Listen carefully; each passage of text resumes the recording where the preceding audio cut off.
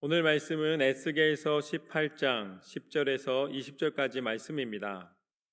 반드시 살리라 라는 제목으로 함께 나누도록 하겠습니다. 여러분, 매년 새해가 되면 우리는 이 달력을 겁니다. 근데 요즘 또 이 핸드폰에 달력 기능이 있기 때문에 거기다가 맨 처음 찾아보거나 체크를 하죠.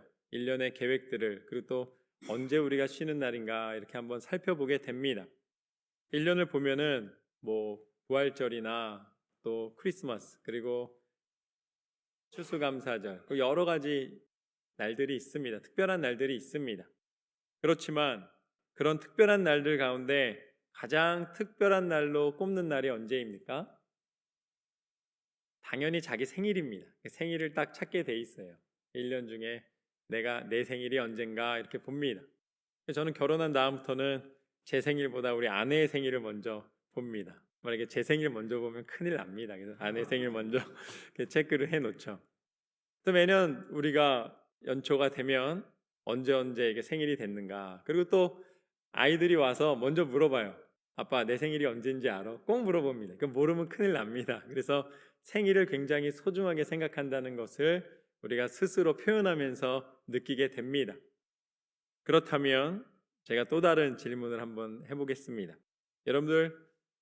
여러분이 달력을 딱 편 다음에 여러분들 언제가 여러분의 죽는 날입니까? 여러분이 생일을 표시하는 것처럼 여러분이 죽는 날을 표시한다면 언제가 되겠습니까? 여러분, 우리가 가만히 살펴보면 우리가 생일이라고 기념하고 기억하지만 그 생일을 내가 정한 것이 아니란 것을 우리는 기억해야 합니다. 그런데 또 한 가지는 무엇인가? 우리가 죽는 날 역시 우리가 기록할 수가 없는 거예요. 아무도 모르기 때문입니다. 어떻게 보면 우리의 인생은 시작하는 날도 끝나는 날도 아무것도 모르는 상태에서 가게 됩니다. 그게 우리의 인생인 거예요. 그래서 고린도 후서 5장 8절 말씀을 보면 이렇게 나와 있습니다. 우리가 담대하여 원하는 바는 차라리 몸을 떠나 주와 함께 있는 그것이라. 우리가 죽는 날을 적지는 못하지만 분명히 누구나 다 죽는다는 것을 알고 있습니다. 그런데 죽음은 무엇인가? 성경에서는 죽음을 우리가 몸을 떠나 하나님과 함께하는 것이라고 표현하고 있습니다. 아마 여기서는 영혼을 이야기하는 것으로 우리는 생각을 합니다. 그래서 우리는 어느 날 우리의 육신의 장막을 떠나 하나님 앞에 서게 됩니다. 우리의 영혼이 가는 곳은 하나님 앞이라는 거예요. 우리가 몸을 떠나 하나님과 함께하는 것, 그것을 죽음이라고 표현하고 있습니다. 그런데 우리의 영혼이 하나님 앞에 서게 되면 그곳에서 결정되는 것이 있습니다. 무엇이 결정되는가? 우리가 천국으로 갈 것인가? 지옥으로 가게 될 것인가? 그래서 말씀을 통해서 우리가 아는 것이죠. 삶의 결과에 따라서 우리가 천국이 있고 지옥이 있다 한다면 어떻게 그것은 나뉘게 되고 어떻게 우리가 선택을 하게 되는가? 그 질문에 대한 대답이 바로 오늘 본문의 말씀입니다. 10절부터 13절까지 말씀을 보면 이렇게 나와 있습니다. 가령 그가 아들을 낳았다 하자 그 아들이 이 모든 선은 하나도 행하지 아니하고 이 죄악 중 하나를 범하여 강포하거나 살인하거나 산 위에서 재물을 먹거나 이웃의 아내를 더럽히거나 가난하고 궁핍한 자를 학대하거나 강탈하거나 빚진 자의 저당물을 돌려주지 아니하거나 우상에게 눈을 들거나 가증한 일을 행하거나 별일을 위하여 구워주거나 이자를 받거나 할진대 그가 살겠느냐? 결코 살지 못하리니 이 모든 가증한 일을 행하였은즉 반드시 죽을지라. 자기의 피가 자기에게로 돌아가리라. 하나님 오늘 뭐라고 말씀하시는가? 너희가 죄를 범하게 되면, 너희가 악을 행하게 되면 너희는 반드시 죽을 것이다. 그런데 이것은 단순히 육신의 죽음만을 이야기하시는 것이 아니라 그 피가 자기에게로 돌아간다는 것은 결국은 그 길이 하나님의 심판의 길에 서게 된다는 말씀입니다. 여기서 우리는 첫 번째 교훈을 얻을 수가 있습니다. 오늘의 첫 번째 교훈은 무엇인가? 하나님은 죄를 용납하지 않으시노라. 죄의 결과는 죽음입니다. 우리 모두가 죽는 이유도 죄의 결과이고 그 죄의 결과로 말미암아 육신뿐만 아니라 우리의 영이 하나님의 나라가 아닌 지옥에 가게 되는 것입니다. 그래서 에베소서 4장 26절과 27절 말씀을 보면은 이렇게 나와 있습니다. 분을 내어도 죄를 짓지 말며 해가 지도록 분을 품지 말고 마귀에게 틈을 주지 말라. 아멘. 사람이 갑자기 화가 올라오는 것은 그 감정적인 것을 어떻게 피하겠느냐. 하나님도 우리를 다 아신다는 것입니다. 그러나 그것으로 말미암아 죄를 짓지 말라고 분명히 말씀하십니다. 우리가 본능적으로 일어나는 모든 것을 하나님 말씀 가운데 절제하고 그 가운데 하나님의 선을 따라 하나님 말씀을 따라 다시 하나님이 원하시는 길을 기도 가운데 묻고 행하라는 말씀입니다. 마귀에게 틈을 주지 말라고 분명히 하나님께서는 말씀하셨습니다. 마귀는 언제든지 우리를 넘어뜨리기 위하여 우는 사자같이 그 먹잇감을 찾아 다닌다는 것입니다. 그래서 야고보서 1장 15절과 16절 말씀을 보면 이렇게 나와 있습니다. 욕심이 잉태한 즉 죄를 낳고 죄가 장성한 즉 사망을 낳느니라. 내 사랑하는 형제들아 속지 말라. 우리가 죄악이 무엇인지, 내 진정한 만족이 무엇인지 사단은 끊임없이 우리를 속이고 있습니다. 그런데 말씀에서는 분명히 말씀하십니다. 속지 말아라. 그러면서 야고보서 4장 7절 말씀에서는 이렇게 나와 있습니다. 그런즉 너희는 하나님께 복종할지어다. 마귀를 대적하라. 그리하면 너희를 피하리라. 하나님은 분명히 우리에게 말씀해 주셨습니다. 너에게 죄악의 유혹이 다가오는 것은 마귀가 너희의 틈을 타고 있는 것이다. 그 마귀를 어떻게 하라고요? 그 마귀를 대적하라. 마귀는 대적해야 되는 것입니다. 여러분, 마귀가 피하는 거지 우리가 피하는 게 아니에요. 마귀를 우리가 피하는 게 아닙니다. 마귀를 대적할 때에 마귀는 떠나가게 됩니다. 마귀가 도망가는 거지 우리가 도망가는 게 아니에요. 우리가 마귀보다 강하다는 것이 아니라 하나님을 의지하여 하나님의 말씀 붙잡고 마귀를 대적할 때에 마귀는 떠나가게 됩니다. 그런데 왜 마귀가 안 떠나고 우리가 오히려 피해하고 우리가 오히려 하나님 앞에서 멀어지게 될까요? 그 이유는 분명합니다. 마귀가 유혹할 때에 그에게 틈을 주고 오히려 마귀 편에 서기 때문입니다. 하나님은 분명히 말씀하십니다. 영적인 눈을 뜨고 너희에게 죄악의 유혹이 다가올 때에 대적하라라고 말씀하십니다. 여러분, 죄는 타협하거나 물러가 달라고 부탁하는 게 아니에요. 죄악의 마음이 여러분을 덮으려 할 때에 대적하시기를 주님의 이름으로 축원합니다. 물리치는 것입니다. 죄는 물리치는 거예요. 죄악이 여러분의 인생을 사로잡을 때에 결국 오늘 말씀 가운데 죽게 되리라 말씀하셨습니다. 그 죽음의 길, 소망이 없는 길에 서지 않는 것은 그 죄를 대적하며 물리쳤을 때에 가능한 것입니다. 그래서 요한일서 1장 5절에서 9절까지 말씀에서는 이렇게 나와 있습니다. 우리가 그에게서 듣고 너희에게 전하는 소식은 이것이니 곧 하나님은 빛이시라. 그에게는 어둠이 조금도 없으시다는 것이니라. 만일 우리가 하나님과 사귐이 있다 하고 어둠에 행하면 거짓말을 하고 진리를 행하지 아니하거니와 그가 빛 가운데 계신 것 같이 우리도 빛 가운데 행하면 우리가 서로 사귐이 있고 그 아들 예수의 피가 우리를 모든 죄에서 깨끗하게 하실 것이요 만일 우리가 죄가 없다고 말하면 스스로 속이고 또 진리가 우리 속에 있지 아니할 것이요 만일 우리가 우리 죄를 자백하면 그는 미쁘시고 의로우사 우리 죄를 사하시며 우리를 모든 불의에서 깨끗하게 하실 것이요. 아멘.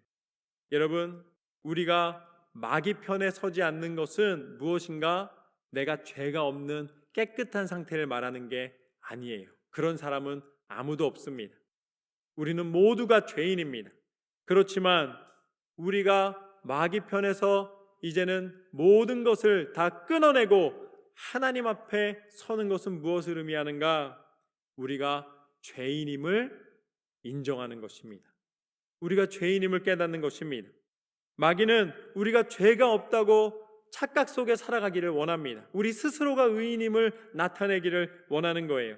그러나 하나님은 우리가 죄가 없으라고 명령하신 것이 아니라 하나님은 우리가 그 죄를 자복하고 회개하고 돌아서기를 요청하셨습니다. 여러분, 회개로 하나님 앞에 서시기를 주님의 이름으로 축원합니다. 아무리 큰 죄라 할지라도 그건 우리가 보기에 큰 거예요. 우리는 이런 죄는 하나님이 절대 용서하지 못하실 거야 스스로 판단하지 마십시오. 예수님의 보혈의 능력을 의지할 때에 오늘 말씀에서는 분명히 알려주셨습니다. 예수님의 보혈의 능력으로 깨끗이 씻어주실 것이노라. 여러분이 회개할 때에 씻으시고 깨끗게 하시고 우리를 다시 거룩한 백성으로 불러주시는 하나님을 바라보며 회복의 은혜를 누리시기를 주님의 이름으로 축원합니다. 아멘. 두 번째는 무엇인가? 14절부터 18절까지 말씀입니다. 또 가령 그가 아들을 낳았다 하자 그 아들이 그 아버지가 행한 모든 죄를 보고 두려워하여 그대로 행하지 아니하고 산 위에서 재물을 먹지도 아니하며 이스라엘 족속의 우상에게 눈을 들지도 아니하며 이웃의 아내를 더럽히지도 아니하며 사람을 학대하지도 아니하며 저당을 잡지도 아니하며 강탈하지도 아니하고 줄인 자에게 음식물을 주며 벗은 자에게 옷을 입히며 손을 금하여 가난한 자를 압제하지 아니하며 변리나 이자를 받지 아니하며 내 규례를 지키며 내 율례를 행할진대 이 사람은 그의 아버지의 죄악으로 죽지 아니하고 반드시 살겠고 그의 아버지는 심히 포악하여 그 동족을 강탈하고 백성들 중에서 선을 행하지 아니하였으므로 그는 그의 죄악으로 죽으리라. 아멘. 이것이 바로 오늘 말씀의 두 번째 교훈입니다. 하나님은 하나님의 뜻대로 순종하는 자를 축복하여 주시노라. 반드시 살 것이다 라고 말씀해 주셨습니다. 그래서 이 다윗은 이것을 이렇게 고백을 합니다. 시편 139편 1절에서 4절 말씀을 보면 이렇게 나와 있습니다. 여호와여 주께서 나를 살펴보셨으므로 나를 아시나이다. 주께서 내가 앉고 일어섬을 아시고 멀리서도 나의 생각을 밝히 아시오며 나의 모든 길과 내가 눕는 것을 살펴보셨으므로 나의 모든 행위를 익히 아시오니 여호와여 내 혀의 말을 알지 못하시는 것이 하나도 없으시니이다. 아멘. 하나님은 전능하신 하나님이신 줄로 믿습니다. 아무도 보지 않는 곳에서 행하는 우리 행함만 보시는 하나님이 아니시라 하나님은 어디까지 보시는가? 여러분의 속사람, 여러분의 마음까지도 살펴보시는 하나님이신 줄로 믿습니다. 하나님은 그 모든 것을 아시는 분이십니다. 그렇기 때문에 출애굽기 23장 25절 말씀처럼 내 하나님 여호와를 섬기라. 그리하면 여호와가 너희의 양식과 물에 복을 내리고 너희 중에서 병을 제하리니. 할렐루야. 하나님을 섬기면 하나님께서는 우리에게 하나님께서 예비하신 축복을 누리게 하시는 줄로 믿습니다. 여기서 하나님을 섬기면이란 단어는 무엇을 의미하는가? 하나님을 진정으로 예배하면, 하나님 앞에 온전한 예배자로 서서 하나님 앞에 온전한 예배를 드릴 때에 하나님께서는 우리의 양식과 물과 또한 우리의 모든 연약함을 치료하시고 회복하여 주신다고 약속하여 주신 줄로 믿습니다. 하나님은 회복의 하나님이시며 치료의 하나님이시며 능력의 하나님이십니다. 하나님은 신실하여 그 약속을 지키시는 하나님이십니다. 그래서 이 모든 복이 어디에서부터 하나님께서 그 약속의 근원을 나타내셨는가? 창세기 22장 말씀을 보면 이 모든 아브라함의 약속이 아브라함의 축복이 온 세대를 거쳐 하나님의 은혜 가운데 나타낼 것임이라. 그것이 바로 22장 15절부터 18절까지 말씀입니다. 여호와의 사자가 하늘에서부터 두 번째 아브라함을 불러 이르시되 여호와께서 이르시기를 내가 나를 가르쳐 맹세하노니 내가 이같이 행하여 내 아들 내 독자도 아끼지 아니하였은즉 내가 내게 큰 복을 주고 내 씨가 크게 번성하여 하늘의 별과 같고 바다의 모래와 같게 하리니 내 씨가 그 대적의 성문을 차지하리라. 또 내 씨로 말미암아 천하 만민이 복을 받으리니 이는 내가 나의 말을 준행하였음이니라 하셨다 하니라. 아브라함이 하나님 앞에 온전히 순종하였을 때에 아무런 가식과 가장이 없이 진실한 믿음과 정직한 마음으로 하나님 앞에 헌신하며 그 말씀대로 순종하였을 때에 하나님께서는 내가 너로 말미암아 천하 만민이 복을 받을 것이다. 하늘의 축복으로 함께하여 주신 줄로 믿습니다. 하나님은 하나님 뜻대로 순종하는 자를 기뻐하십니다. 그리고 하나님의 뜻대로 순종하는 자에게 하늘의 복을 예비하시고 그 은혜 가운데 축복하여 주시는 줄로 믿습니다. 그것이 하나님이 우리를 살리시고 누리게 하시고 축복하신다는 말씀입니다. 하나님이 그 모든 은혜를 누리게 하실 줄로 믿습니다.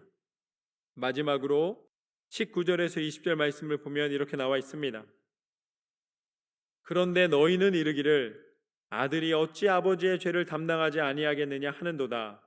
아들이 정의와 공의를 행하며 내 모든 율례를 지켜 행하였으면 그는 반드시 살려니와 범죄하는 그 영혼은 죽을지라. 아들은 아버지의 죄악을 담당하지 아니할 것이요 아버지는 아들의 죄악을 담당하지 아니하리니 의인의 공의도 자기에게로 돌아가고 악인의 악도 자기에게로 돌아가리라. 아멘. 이것이 오늘 말씀에서 세 번째 교훈입니다. 세 번째 교훈은 하나님 앞에 홀로 서리라. 오늘 말씀에서 분명히 알려주셨습니다. 의인의 공의도 자기에게로 돌아가고 악인의 악도 자기에게로 돌아가리라. 이제 우리가 육신의 장막을 벗은 다음에 하나님 앞에 서는 것이 죽음이라면 하나님 앞에 섰을 때에 그 자리에서 누구도 도와줄 수가 없다는 거예요. 그 자리는 홀로 선다는 것입니다. 부모도 도와줄 수가 없고 형제와 자매와 자녀도 누구도 도와줄 수가 없는 거예요. 그래서 로마서 3장 11절에서 18절까지 말씀을 보면 이렇게 나와 있습니다.